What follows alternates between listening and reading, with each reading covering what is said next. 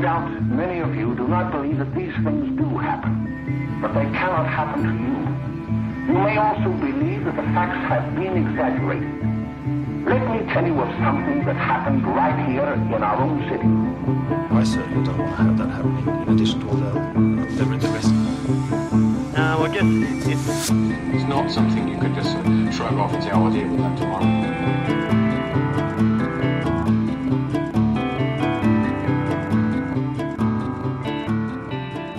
According to academics around the world, Australia, like many other industrialised nations, is suffering from a collective psychological illness known as affluenza.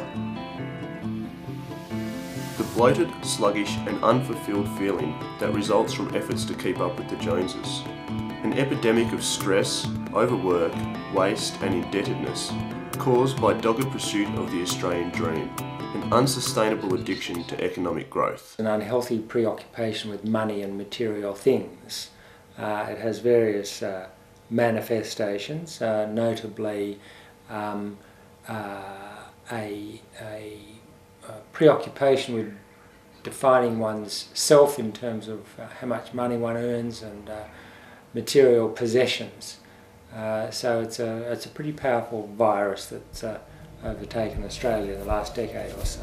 What are the causes of affluenza? One could attribute it to a sort of loss of the importance of traditional institutions of church and state, for instance, the growth of the marketing culture, the increase in incomes and the capacity to borrow money to fund luxurious lifestyles. A range of factors working. What are the symptoms of affluenza? Well, one of the symptoms of affluenza is the preoccupation with shopping.